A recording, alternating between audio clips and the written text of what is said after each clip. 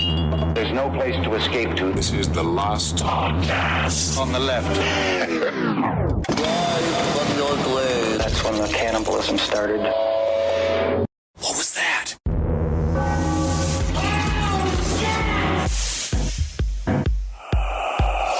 The magic of sausage is that, and I know there's a lot of people that say, I guess the term would be you don't want to see, quote unquote, how the sausage is made. That's right, because it's disgusting. No.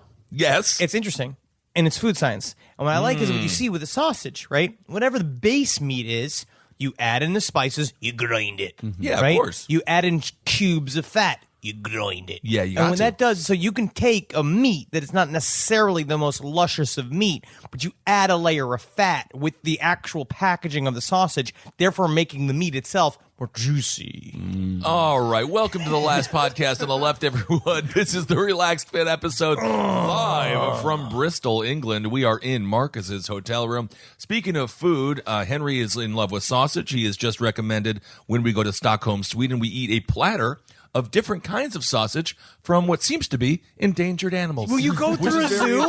Which is very interesting. If you just could open your imagination and look at a zoo like a grocery store, you too can expand your palate to that of the Swedish. No, this is why every zoo has a no Polish person policy.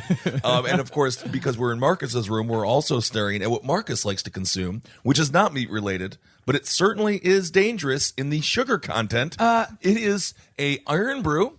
I'm looking at you have a hobgoblin. That is not a hobgoblin. Hobnobs, you fucking idiot. Look. Oh, hobnob. Hobnob. I'm sorry. I got both the milk chalk and the regular kind. They're wonderful oat cookies. Is that Or a cookie? biscuits. They're biscuits. They're biscuits. as they call them here. I will only call it a biscuit here because I'm here. You have now. to. I know, because I've already been yelled at. It's a biscuit. It's not a cookie. I made a.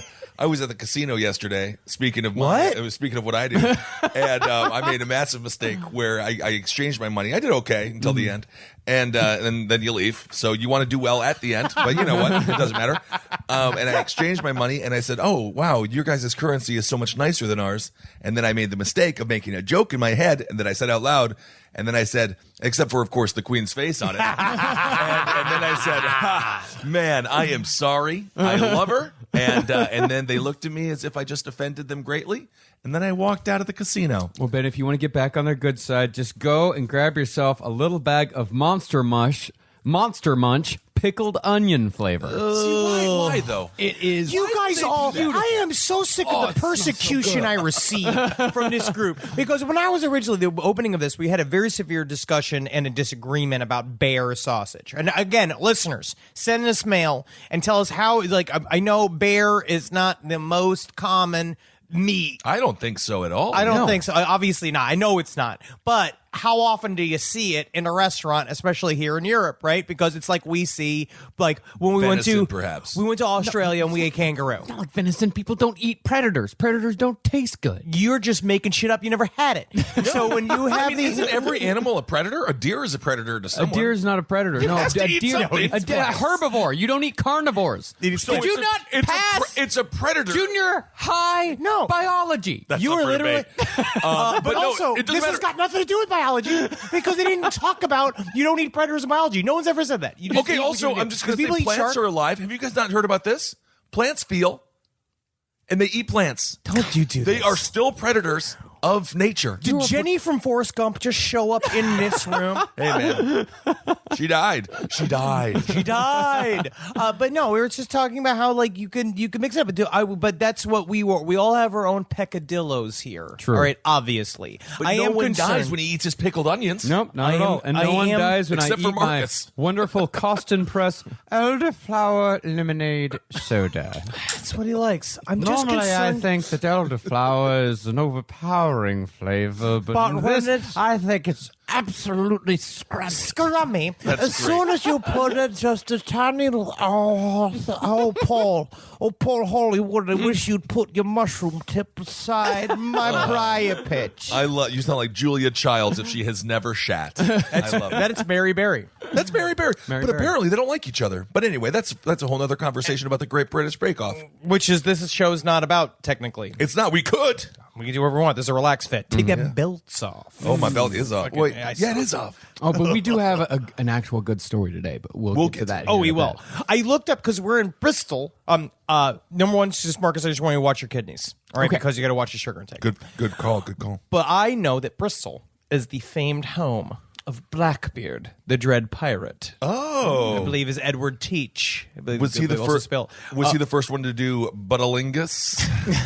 Remember that when that TV show Girls? Everyone was like, "They're so brave. They're doing Buttalingus." Yeah, but his name would be Brownbeard. Ah, yeah, it's very true. But he, Although from the Guinness that I had in Ireland, I think he could still be black. well, that was the problem. I mixed Guinness with Pepto Bismol. Oh, And I thought my shit looked like Voldemort's fucking cubes. Oh yeah, I had the spiciest curry of my life last night, and my shoulders started sweating.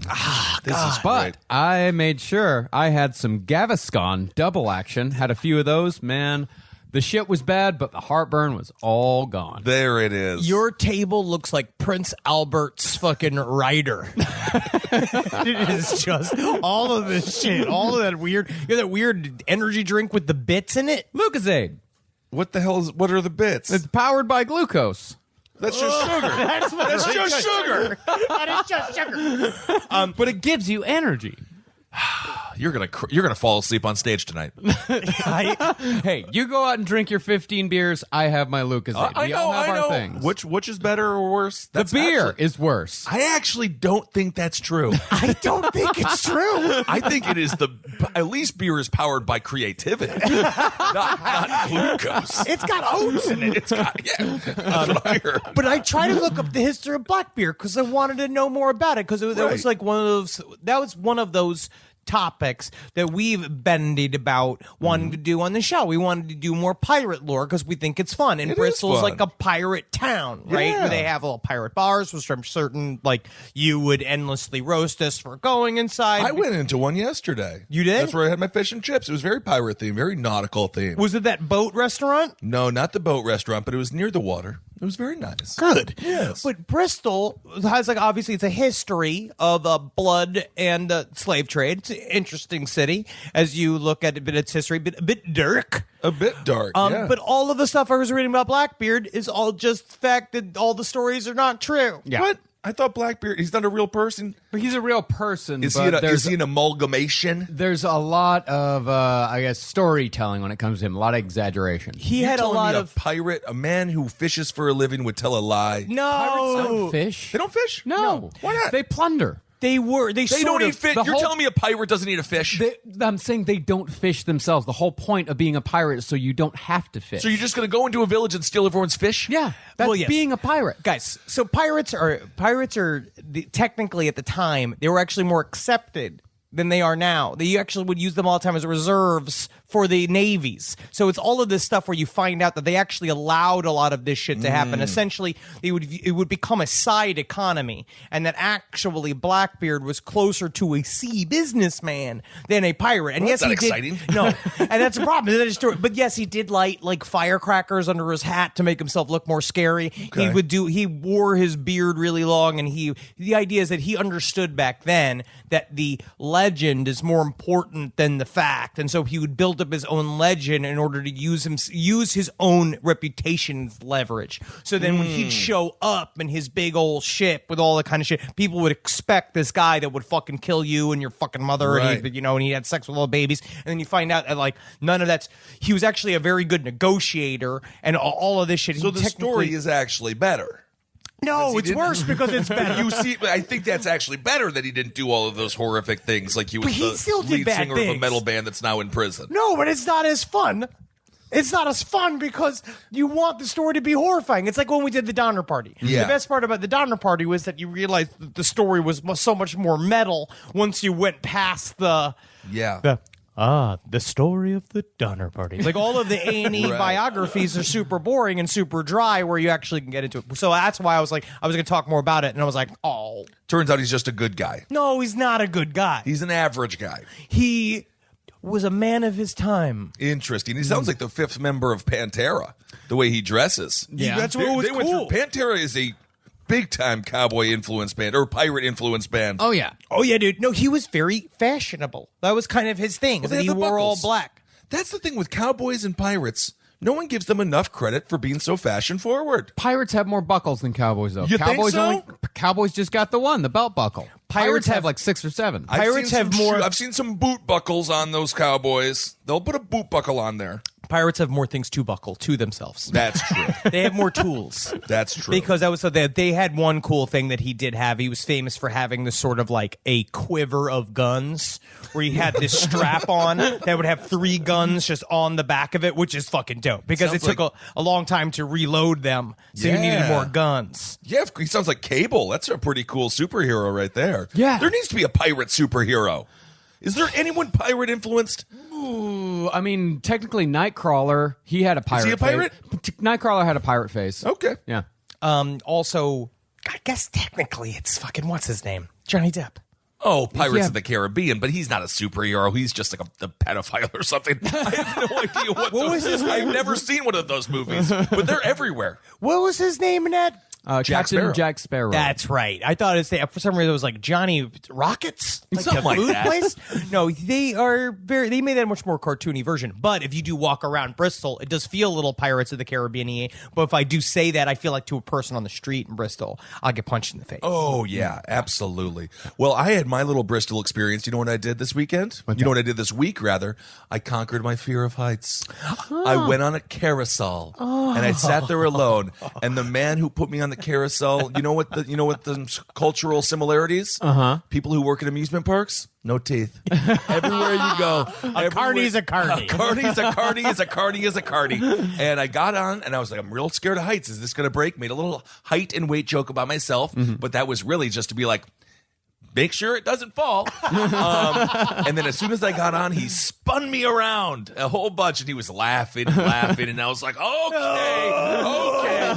And then I went up around, and I had a great view of the city, and it was scary, but it wasn't that horrifying. Oh, it's beautiful. So there you go. Conquer a fear this week. That's what I say. Unless, of course, your fear is doing something like a mass shooting, in which case, don't conquer that fear. Yeah, why are you afraid of that, of doing it? That's a scary, But very if you have complicated a issue. healthy fear, conquer that this week, and do something that surprises even you. See, I try to do it. I went to go try to find a succulent UK meal. You are thinking doing that I could okay. find because he started You reviewing. are Henry is on the road. We are every time we come to Europe.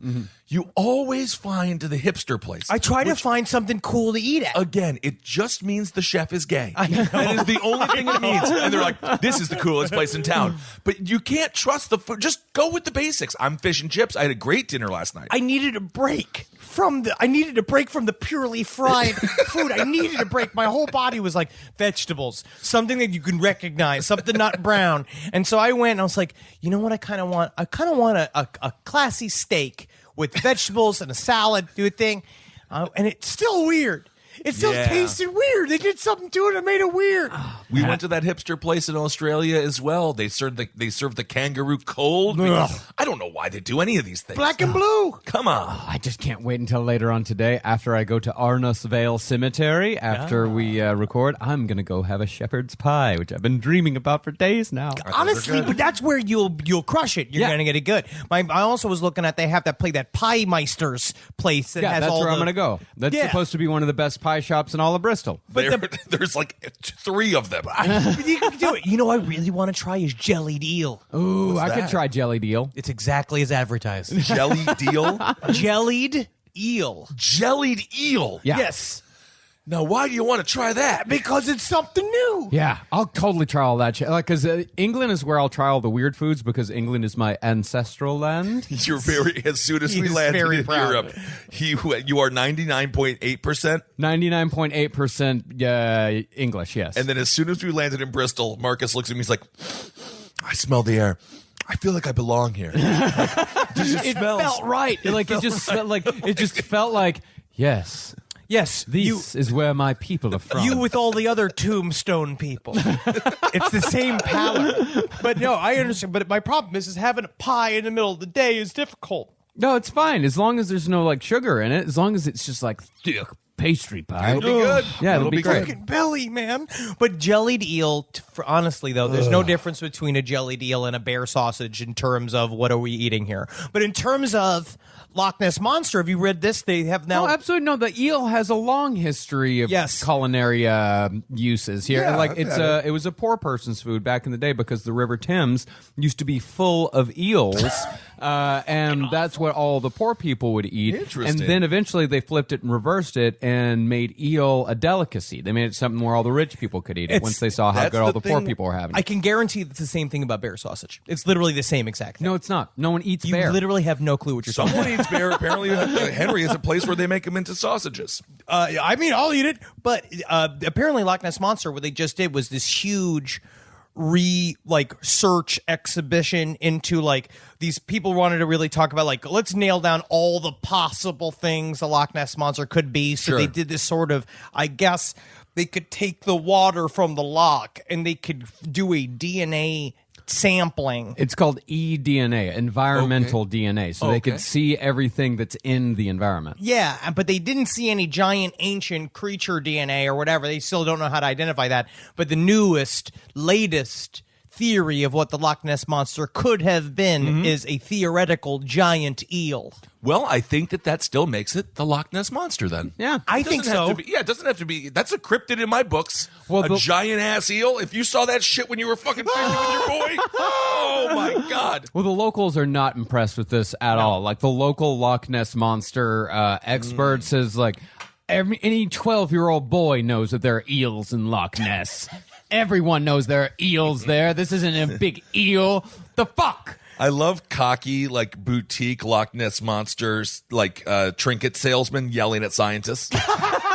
I know what's happening there. Look, but you know what it is? Honestly, is they don't want their money fucked with. No, they don't. Of course not. Because if you straight up and finally say that there's a reason and what the Loch Ness Monster is, that ruins the mystery. But I actually don't think that would. If it obviously is a once in a lifetime size deal. Yeah, but So that's a pretty cool thing. yeah, but I'm not traveling from America to Loch Ness to see a big eel. You know what though? If I was there already, I'd go look at a big old eel. Yeah, I'd go check it out. If there was a chance to see a big eel, I'd take an afternoon. Yeah, see? So in the end, they still have the rubes. Yeah. They still have us, all the cryptid boys, like who are excited to go see it. Yeah, but then eels are just the tapeworms of the sea. is it true? I don't know. I actually don't know either. Not sure. I think they're snakes. But didn't Alistair fish. Crowley have a house on the Loch Ness as well? Yes, he did. Who did? Alistair Crowley. Yeah. So I would check that out in a Yeah. fucking second. Think where he did his most famous rituals, like the big, like evil rituals he did on Loch Ness. Yeah, like when he was that's doing the that- house that Robert Plant later bought. He was doing that one ritual with that huge eel that he pumped full of steroids, and he dropped it in Loch Ness. Alistair Crowley. Was it up his asshole? It was up his butthole.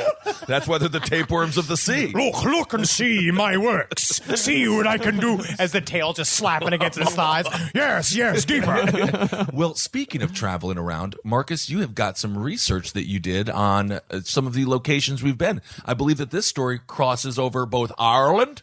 I don't know what that is. And England. Ireland? You just Ireland? said it like my grandfather. Don't know. Ireland? Boy, Ireland next week. Yeah, everyone wears everyone wears shoes on their hands and gloves on their feet. And it also talks about Europe and some grave robbing. Oh, yeah. Today we'll be talking about famed 19th century Irish grave robbing serial killers, Burke and Hare. This shit was awesome. Marcus and I had a really great tourist day going through Dublin. Yeah. And so we went to Christchurch for some reason. Then I found out that's Protestant. We've had a lot of bleak stuff about Ireland this trip. This trip was fucking... they have got some stories. They got a bloody history. However, although they were Irish serial killers, their crimes were actually committed in Edinburgh, Scotland. Oh, but the inspiration for the story came from Marcus and I went on a ghost tour of Dublin, which was... And you were told to plug the guy. I am not going to. You're not going to. It was it was fine. Okay. It was fine until we discovered that they just took us on the ghost tour was just, what, a 3-block circle? Yes, around our hotel room. And then we found out that all of these locations I already knew. I didn't realize I knew them until all of a sudden after the bus tour, and I was walking around Dublin being like, oh, I just been looking at this shit for the last 3 days. Yeah. It's just all just been right around the apartment. I've been going to that coffee shop. Yeah. Literally right there. Yeah. It's kind of the ghost tour your mom goes on. Okay. Yes, but otherwise, the one cool part was that they took us to a cemetery where he started talking about the idea of professional grave robbing, which I thought was absolutely fucking fascinating. And of course, synchronicity covering Mormonism and Joseph Smith. Of course. And this story came from a book that a fan actually gave us in Dublin called Murder, Mutiny, and Mayhem by Joe O'Shea. Oh, sounds good to me, Marcus. I love it. Well, Burke and Hare were not sexually motivated serial killers. They were in it completely for the profit, although the profit did not come from the victims themselves. What Burke and Hare were selling was the victims' bodies. Cool. Over a relatively short period of time, Burke and Hare murdered at least 16, but up to 30 people, and sold their sometimes still warm bodies to Professor Robert Knox, who was a quote-unquote medical doctor who paid a hefty sum for fresh cadavers. You know, when he got these bodies and he feels it, it's like when you get a fresh loaf of bread from the store and you're like, nice. oh, still warm from the oven. And it's he's like going little kisses, like, this is nice, it's still pink, I can kiss it and pretend it's alive. Yeah, what did this guy do with all those bodies? Was he a doctor? He was a doctor. He was. He Okay. ran a little medical school, and the bodies were still warm. Actually, it was his students that would comment on it, where they would touch the body, and they're like, bodies aren't supposed to be this fresh. No, it's better this way. You'll see, my little one. See how I can squeal. Oh, still nice and juicy. No, unfortunately, this was sort of the natural progression for a business that had been thriving for decades. Burke and Hare were what were known as resurrection men, which was slang for guys who dug up fresh corpses and sold them to medical schools. Because back in the early 19th century, it was difficult for medical schools to get a hold of cadavers for medical students to dissect, especially in the UK, after they stopped using recently hanged criminals for studious evisceration, as a matter of course. So cool. All right. But you It's know, a tough day at school. Tough Monday to be hungover at school. Just say. because I remember when we did our first fetal pig dissection, and that was a little rough for me in the beginning because I wasn't as quite as a culinary advanced man as I am today. Yeah, you weren't licking it. Yeah. That's good. But I do think there's something very suspicious about a boutique medical school. I don't think anything it should ever. I'm not looking for the indie hipster medical school. I don't even trust Tom Savini's medical school, and all the cadavers are fake. or whatever school he does, Tom Savini. Special effects school. Rise from your grave. Rise from your grave. Well, regardless, the medical students still needed cadavers, so the resurrection men stepped in to fill the demand.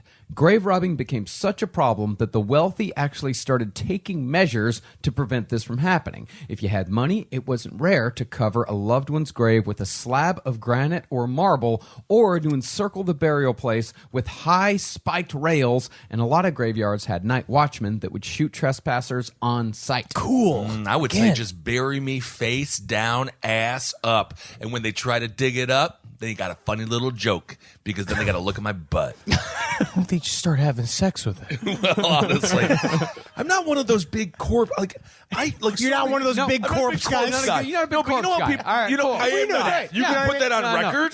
That's on record now, public. But I don't understand the whole when I'm dead, I want to be cremated. All that. I really don't care. Yeah. David Cross actually used to do a funny bit about that. Yeah, I throw just me in don't the care. throw me in the trash. Who gives a Whatever, shit? I Yeah, don't no. care. Yeah, use my body for science and see what happens. See how a genius's brains looks from the inside. And then they're just cutting open my balls and saying out Polish cum is weird. What we discovered was that a lot of times these grave robbers, these resurrection men, they wouldn't actually dig into the grave themselves. They had armies of orphan children that they would pay to go down into the graves and put a hook underneath the deceased person's chin, and then they'd pull them up. It was really cool because on the tour, it was a bunch of all these people were shaking their heads because the guy was like, he would use orphaned children to dig way down into the grave, and everyone's like, that's horrible. And both Marcus and I were like, I think that's great. My question is that when the kids were doing it, were they doing all the hard work because they send the kids in to bury and through? No one was asking questions. It's like the cartoon The Rescuers. Yes. Yeah. When Henry raised his hand, the guy definitely was like, I usually don't get questions on this part of the tour. I don't understand why, though. It's the most fascinating part of the whole thing. The kids would tunnel down, and he said because they got hands small enough to really get in there, they can displace more dirt. They would hack open the top of the casket and get to the face. And then those kids, their jobs are to be to remove all the teeth and scoop out the eyeballs, because if they couldn't get up, because they would shove a hook in the chin bone, right, to lift it up. But sometimes they would snap the chin bone when they were trying to pull the corpse up through the hole of the casket. So then they would have to get whatever items they could get. So the kids would like literally pop out the eyeballs and all this shit. And we were laughing, and everyone was staring at me like I was a crazy person. I mean, it's weird to say, but I think if I was an orphan in Ireland back in the day, it's probably kind of fun. Yeah, it is. Yeah. What else are you going to do with your day? Yeah, of course. You go in, you pop out eyeballs, you bring them up to Old Crow. And you get praised for it. Do you imagine Marcus as a boy? If his ancestral boyhood, and Marcus been like, Marcus. Yes, I'll do it for free. Marcus, we really love what you're doing. We really love what you're doing. But is there such a thing as like doing too good of a job? Because I do it when you're alive. Now, I know you guys are really big on the grave robbing business here, but I've got a couple of suggestions that I think we can really take this to the next level. I like our new business partner. It's like Shark Tank. Well, if you weren't one of the people in the British Isles that was rich enough for granite or iron gates or hired help, your family or friends were forced to stand guard over your grave for days until the body rotted enough where it was no longer useful to medical students. interesting. Can you imagine depending upon Holden McNeely to watch your grave? Yeah, I had to leave. My Switch ran out of battery. I wanted to go, but now I'm just looking. I fell asleep. How long am I supposed to stay here? I've been here almost full 25 minutes.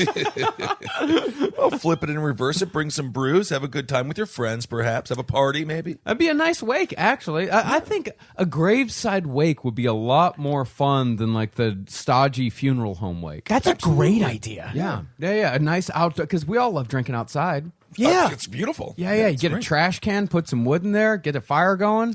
That would be a lot of fun, just hanging out there, burning tires around the grave, fucking ripping bongs, making sure no one gets in there. No one. Yeah, absolutely not. Yeah, and this was very necessary because resurrection men would stay on the lookout for funeral processions and would fall in line behind the actual grieving families so they could follow them to a new harvesting opportunity. That's so much fun. Ooh, all right. And sometimes they wouldn't even have to do that because resurrection men often worked with the grave diggers themselves, who would purposely make the grave much shallower than normal for ease of retrieval. I don't think that's fair.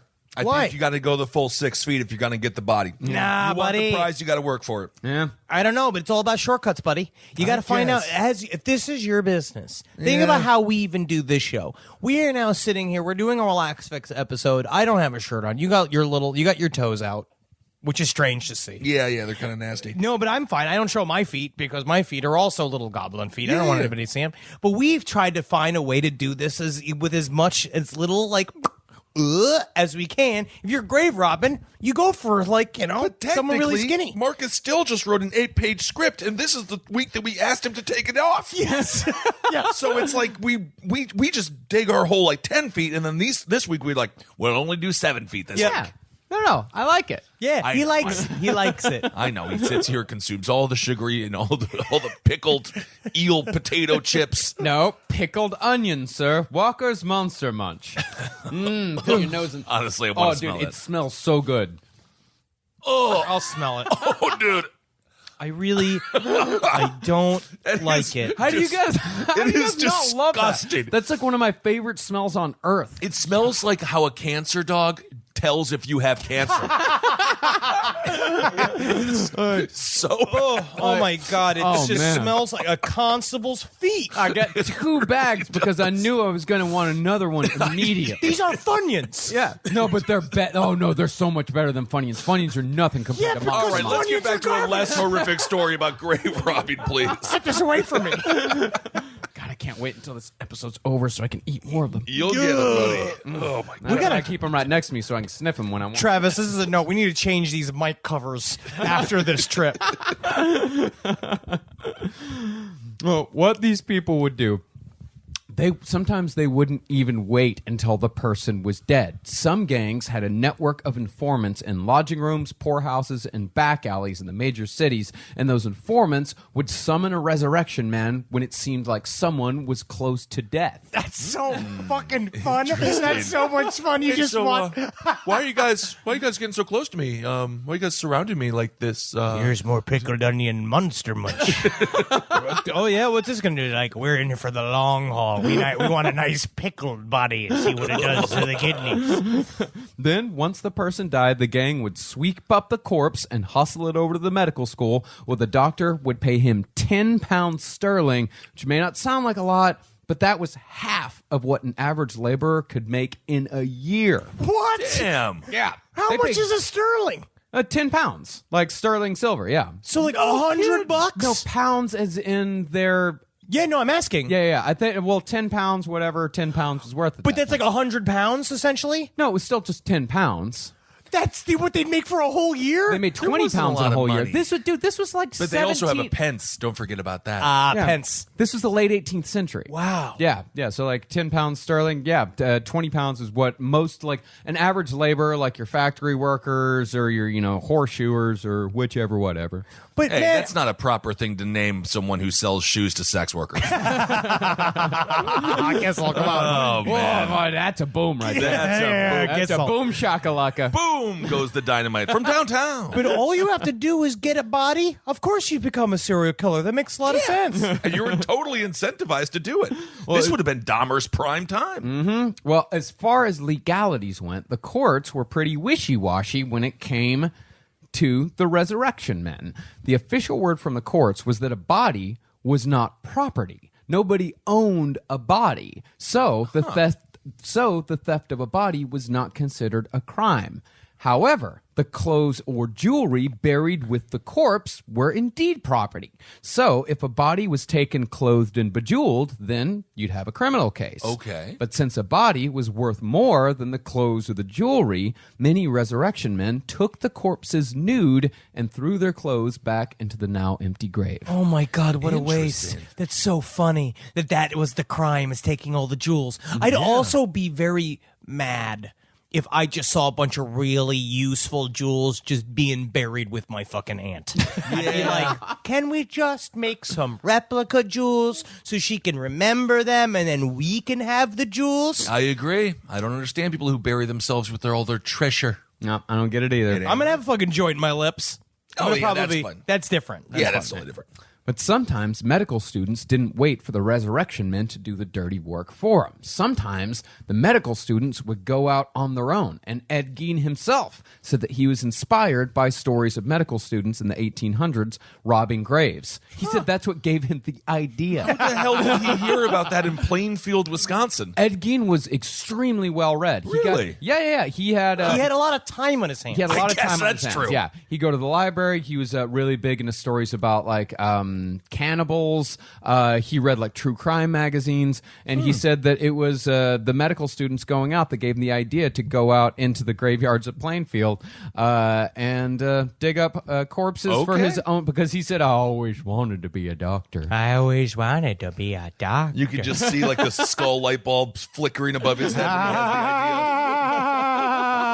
I can't stand going to 8 years of school because the girls don't like me feeling them for their size. No, they don't. But that I love this concept of the people were very. We now consider it to be morbid and insane, but at the time, I guess society itself was probably also against it. They didn't like it. But I We're a little love the closer idea to that, death, though, that maybe. doctors with cold reasoning were like, But science must continue. Yeah, in one instance, two groups of students hoping to rob the same grave on the same night got into a brawl with pickaxes and crowbars in the middle of the night over who would have the right to take home the fresh corpse that both of them had came for. So it didn't end like Lady and the Tramp, where they were both sucking on the same intestine and started kissing in the middle. That's too bad. And on it went for a good 60 years. This eventually became like kind of a part of British Isles culture, where you just kind of knew resurrection men were around the corner. It's like piracy. Yeah, and because around, like, you can actually still, the cemetery that I'm going to today, I'm actually going to be on the lookout for those long iron bars around graves, because you can still see those in a lot of British Isles cemeteries. Cool. But what finally brought the practice to a permanent end was the actions of William Burke and William Hare. Rise from your grave. Rise from your grave. Now, although they'd both come from Ireland, the two of them met in Edinburgh somewhere in the 1820s. But while Burke had, at the very least, a mind enough to come up with a scam, Hare was an absolute fucking moron. One witness said he was, quote, "the most brutal man ever subjected to my sight, and at first look, seemingly an idiot." See, this is a good game that Kissel and I can play all the time when we go out. And like, I'm the little, because you always have to pull the of mice and men, like, bit. Do we always have to pull that bit? Always got to that do it. right? That's our scam. Where you go, oh, Henry. If you do that, and go be like, these people are too smart to fall for our scam here, big boy. And it's like, as you go around, people start to assume you're sorry, but then they don't know that actually you do have a mind. This is a very fun game that you play inside of your own mind, unbeknownst to me. That's how I see you all the time. As great. a big brute with a bowler hat on, with me like Fagin, like with my little short pants on and a little, bushel of coins. I was walking around the park yesterday trying to talk to the birds, but they didn't talk to me.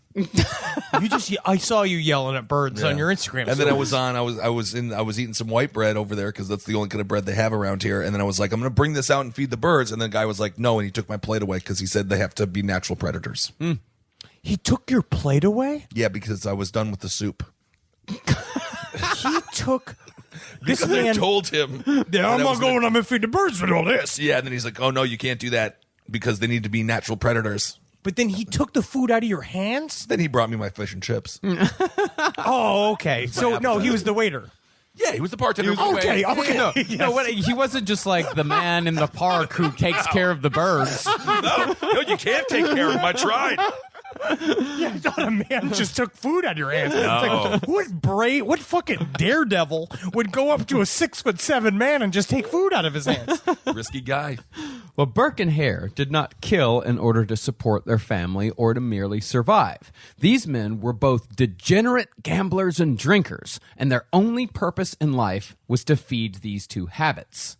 And on November 27th, 1827, they accidentally discovered a scheme that they thought would keep them in poker chips and booze for the rest of their miserable lives. Podcasts. Podcasting, yes, indeed. See, on that night, an elderly lodger at Hare's place, known only as Old Donald, died. This left Hare in a predicament because Old Donald still owed £4 in rent. So Hare went to his good friend Burke, always the brains of the operation, and asked him what he should do. What do we gotta do, Henry? What do we gotta do? I tell you what, Kessel, we profit.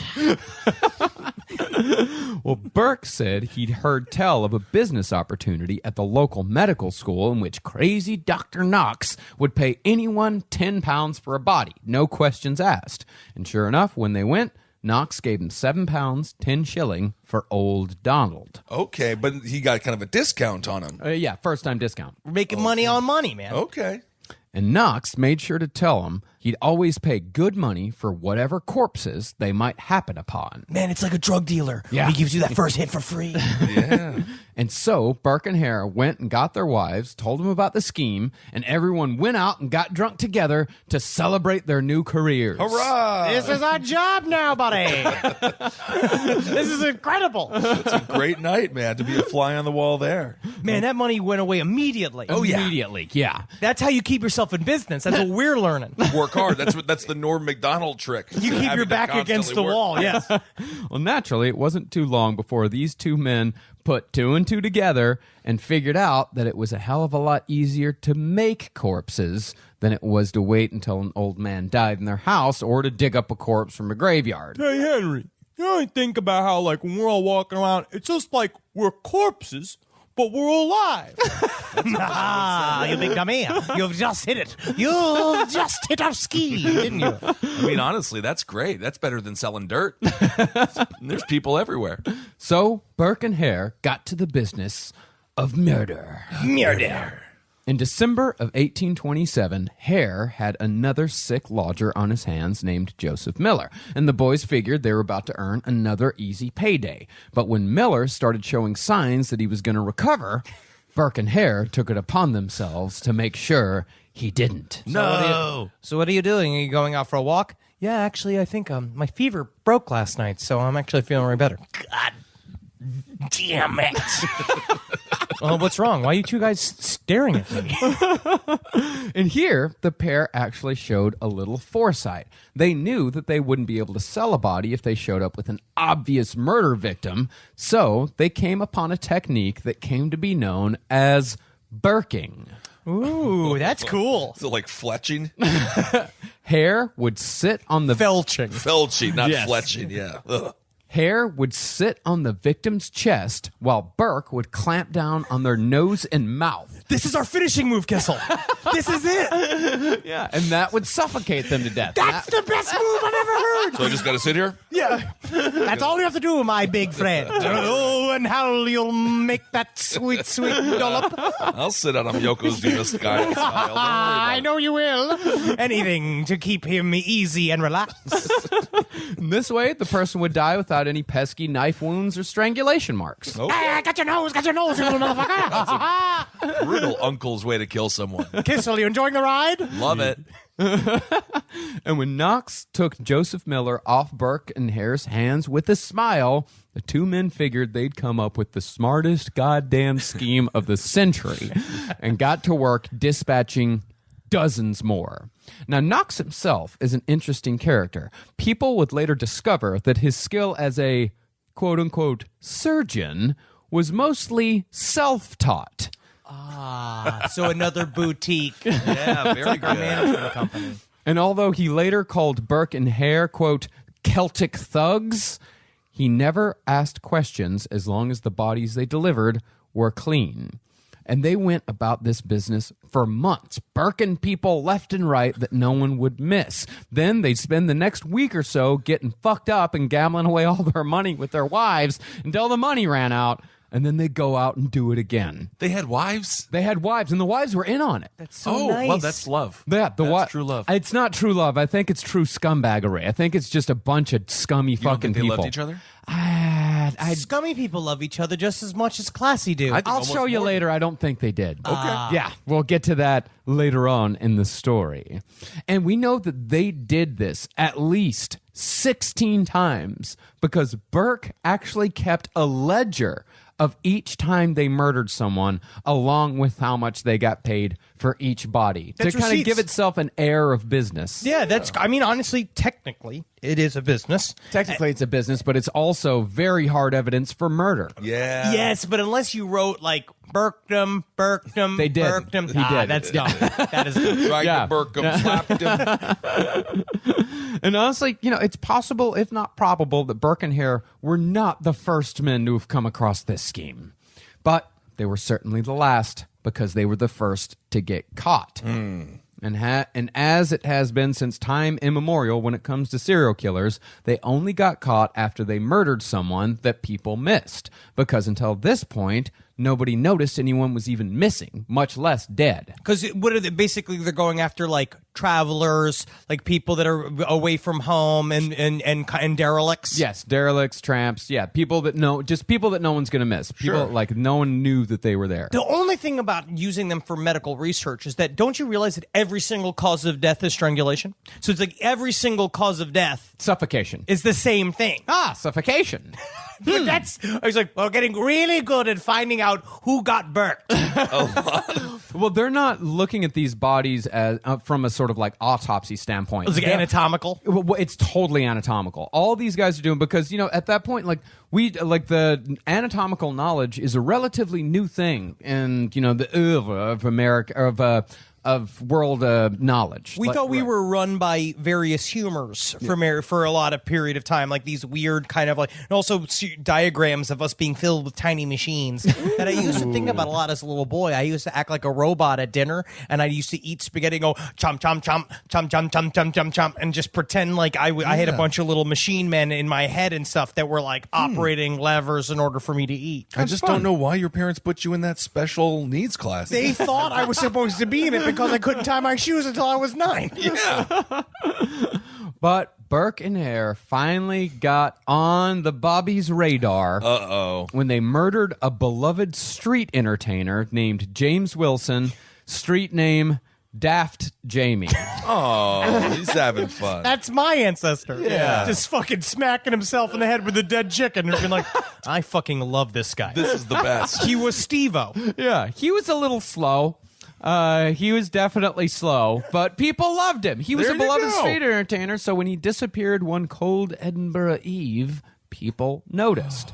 And what was more, Burke and Hare actually made more than their regular fee because one of Jamie's feet was interestingly deformed.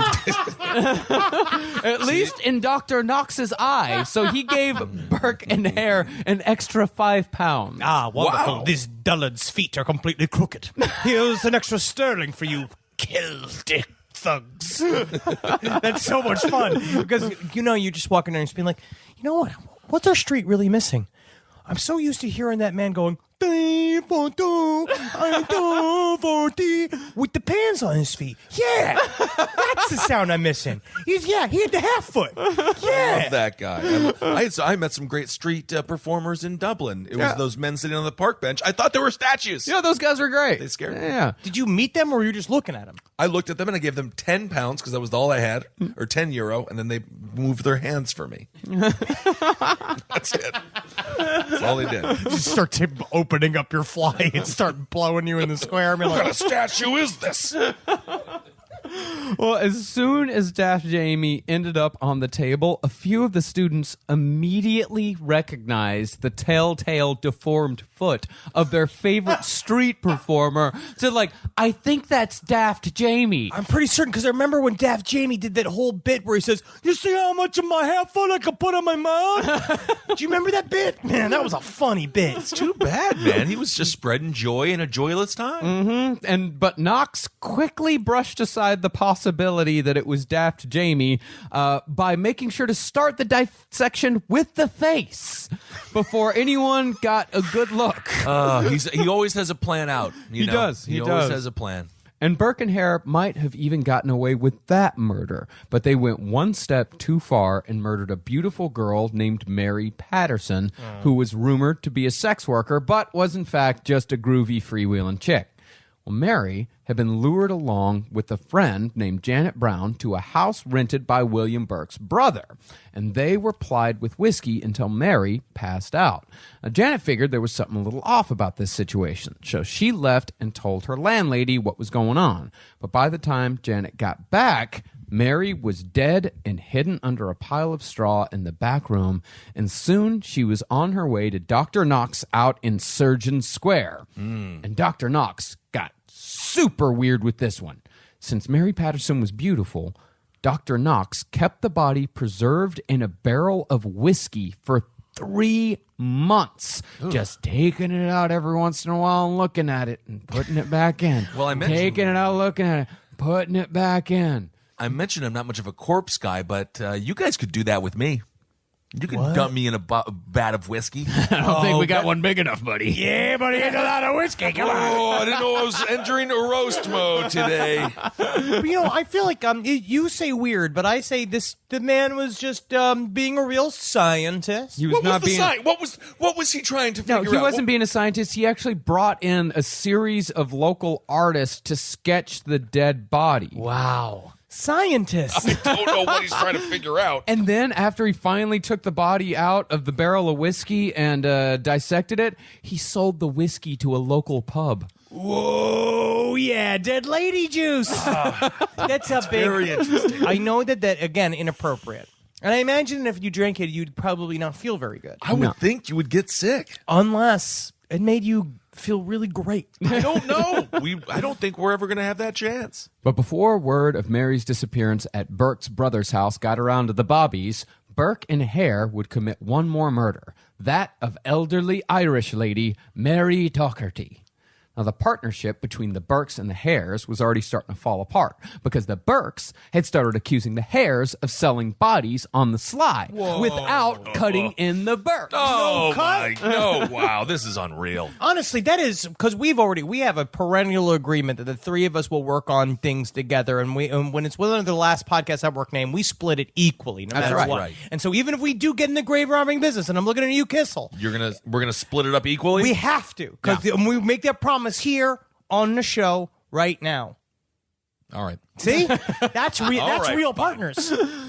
But this is why serial killers have a hard time having partners. Yeah. Because they seem I think they're not the most I don't know, honest. Yeah. And they're not forthright. Not but team players. No. Yeah. Because the Hillside Stranglers, right? Like they also had inner tension. Well, the Chicago Riffers also had inner Right. tension. Kind of like a band. I mean, it sounds like It's kind of like a band, Paul isn't it? and John fighting with each other. But again, it just seems like serial killing for the most is a solo expedition up the mountain. Yeah. And things only got worse when a couple who were lodging next to the old Irish lady started asking why she disappeared so suddenly. And they were not satisfied with the excuse that she had been asked to leave after getting, quote, overly friendly with Burke. Oh, you know Burke, you can't resist him. Can't resist him. I can't wait to spend some time with you, lady. Like him to be like, I love how big and bulbous his knees are.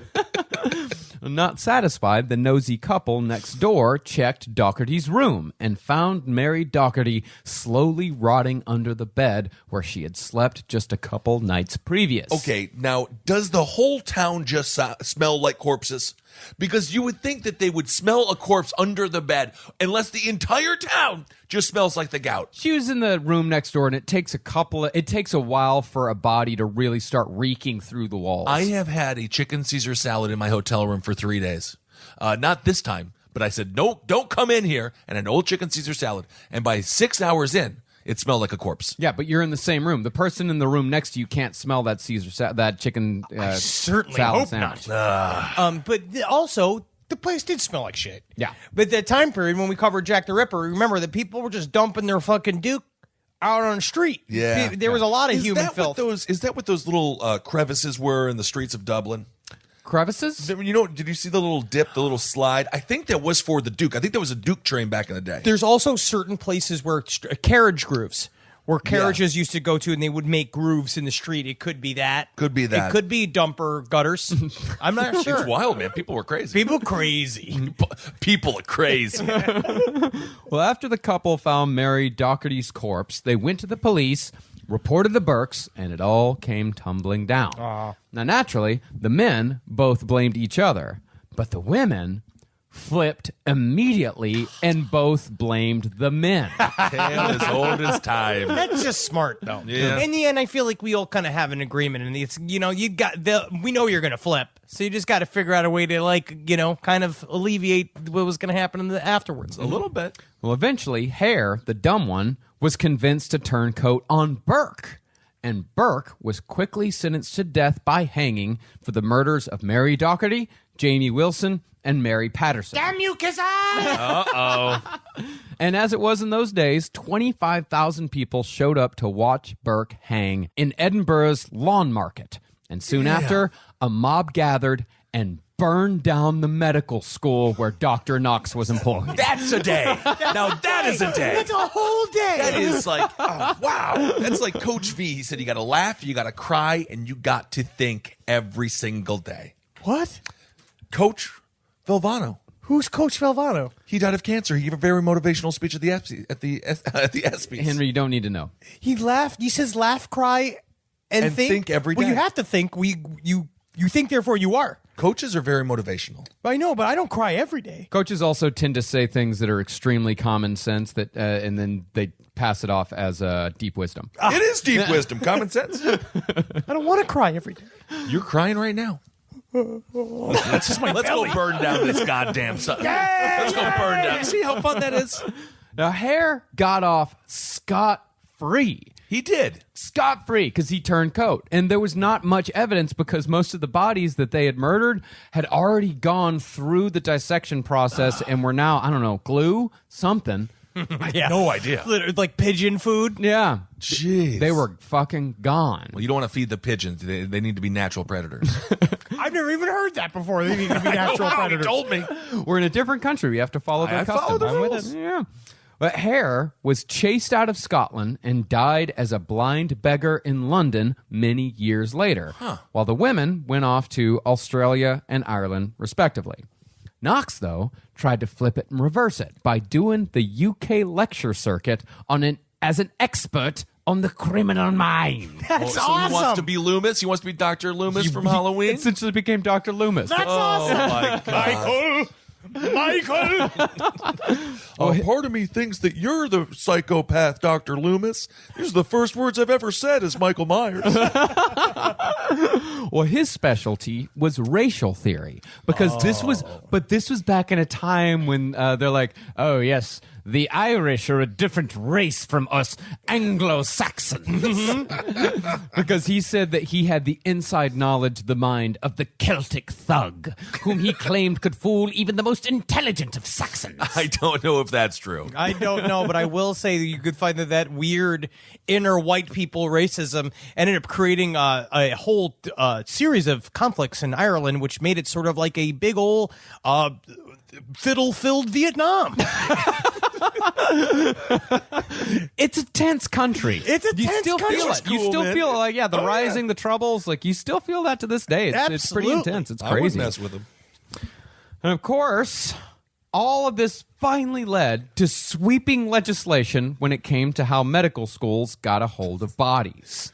Finally, after 60 years of grave robbing, the Warburton Anatomy Act actually criminalized the practice for the first time and gave medical schools permission to use unclaimed bodies from workhouses and hospitals for dissection instead of buying them from men like Burke and Hare. This is like when they started right. making it like illegal for kids to not wear helmets. Yeah. You know what I mean? This is the Exactly. nanny state. And Yeah. unfortunately, in Edinburgh, we're not going to be able to see it. Burke's skeleton is on display in Edinburgh in an old museum, but it's closed right now. No. Yeah. All right. And there's actually a notebook made from Burke's skin. That's awesome. That's like on display in this museum. But yeah, my buddy Neil told me it's fucking closed right now, so we can't go. You really wonder why people get so afraid of white people. And then you come to these countries and they just did fucked up stuff. Absolutely. We walked by like Marcus and I had a little bit of a sightseeing little walkabout this morning, and we walked to, was the Hatchet Inn? The Hatchet Inn, yeah. We walked over there where it's like supposed to have like a section of the door supposed to have human skin like embedded in it, and we looked at it and it's just paint. It looks it just looks like paint. But that's the funny thing about these places that, like, I just last night posted on Instagram a video of a dog eating a traffic cone, and then someone commented like, "Go to the Hatchet Inn. It's got skin on the door." Fucking changed. It's that exactly the is- same here. Maybe they should just start feeding their animals. Yeah. Maybe that's what needs to happen. That No, dog I- fucked up that cone for like 20 minutes. Really? Yeah. I Guess walked that's kind past- of a fun chew toy for a dog. I walked past the same dog, and it was owned by a homeless woman. And the homeless woman was doing this thing. She was sort of, there was a elderly tourist couple sitting on a bench while that dog was going, and this weird homeless woman was dancing in front of them, and they were both sitting and they were looking as if they thought that this was a show. They had smiles on their faces, and eventually, but the woman went and she grabbed the cone and slapped the dog with it. And the dog went, "Arr!" And the dog started biting on the cone, and they're pulling back and forth. She let the dog have it, but then she did this weird whirling dervish like dance in front of the couple, and they're like, See, that's the great granddaughter of Daffy Stew or whatever the hell the name of that guy was. There at Clubfoot John. What was his name again? Daft Jamie. Daft Jamie. Well, that is a wonderful story, Marcus. Thank you for sharing. Do you think Daft Jamie might be like the great-great-grandfather of Jamie Kennedy. Could be. Honestly, could be. All right, everyone. Well, thank you so much for listening to this week's episode. We have more to come. We have our journeys continue. They do. We realize this. We're going to be here a long time. Yeah, buddy. We got really hammered at the very last night in Dublin. Remember, because we were staying at that wonderful Fitzwilliam Hotel. Oh, great hotel, and the here has been wonderful as well. Mm-hmm. We should praise hotels as opposed to just diss on the Hyatt place in St. Paul, Minnesota. Oh, go fuck yourself. But we went there, and it legitimately, I thought it was Kissel lore, right? Because you were like, it's got a 24/7 bar, and I was like, I don't believe the you. Hotel. Yes, Yeah. because at first I just thought they were just feeding you booze to keep you from destroying the lobby. Yeah. But then we sat at this bar at the hotel, and for people that are staying there, it's 24/7, where there's no bartender. It's just like The Shining, where you're just sitting in a bar alone. There's nobody in there. Silent.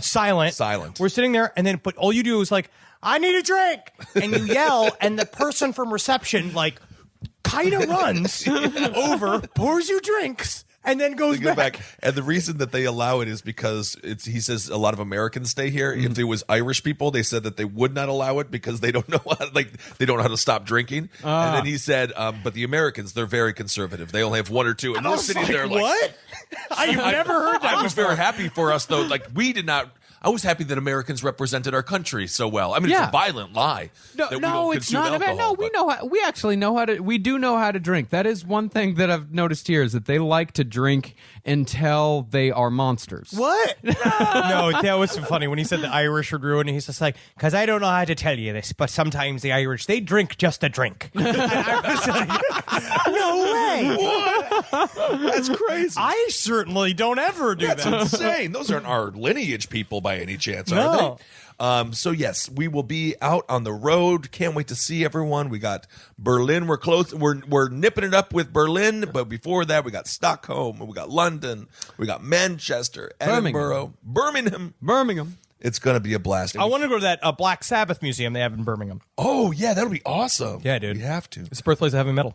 All right. Is there anything else, guys? I think that's all we got. I think that's it. That's it, man. We got Mormonism part 19 coming next week. We are really rounding the corner on here. We have learned quite a bit. We're going to address a lot of the stuff that people have sent to us. I'm very, very excited to continue on this tour. I am just deep in it. I watched a full Mormon ritual last night. Ooh, I how was watched that? Someone brought in a hidden cam into one of the temples, and I watched all hour and 20 minutes of it. Damn. And it is interesting. All right. And if you want to send us your stories on your experience with Mormonism, perhaps you're a Mormon or an ex-Mormon, side stories, lpotl@gmail.com. Also, talk to us about goddamn bear sausage. I want to find out if people have had this thing and how often people are eating it. And if I guarantee, if I get at least, because I imagine we're going to get 5 people being like, I've had it before, but that means that like, how many listeners do we get? About 2 to 3 million an episode now.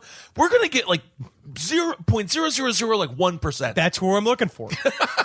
The exceptional boys. Bears are omnivores, so their meat tends to taste like their last meal. Cool. So if a bear ate a bunch of shit, Or what if, but honestly now, what if the bear ate one of your pickled ginger ales or whatever that Then is? you'd want it. then we're talking about a horse of a different color. That's a bear of a different pant Oh, size. tastes like pickled onions. I love it. Honestly, yeah, because bears eat honey sometimes. Oh, they're cute.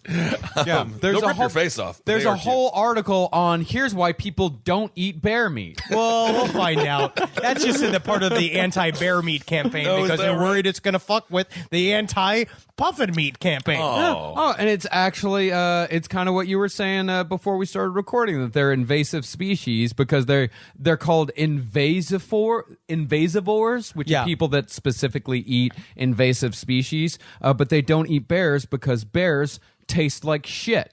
We'll find out. I You guess just they read ate- that, though, so you didn't read that before we had our conversation. It's not, Yep. but I am saying my instincts were correct. Yes, but you just had instincts before. Now you have knowledge. And bears are not carnivores; they're omnivores. They're like us. Oh, very nice. I mean, I'm still going to probably eat it. All right, everyone. Well, we will let you know about our food experiences as we continue to travel, and hopefully you don't shame us too much because, we love you and we love people. Well, I just like experiences. I know you do. It's like experiences. I'm a curious boy. I'm being curious. All right, everyone. We will see you at the live shows. Never forget, hail yourself. Hail Satan. Again. Magustulations. Hail me.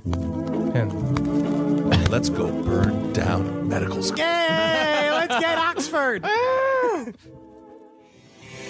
This show is made possible by listeners like you. Thanks to our ad sponsors, you can support our shows by supporting them. For more shows like the one you just listened to, go to lastpodcastnetwork.com.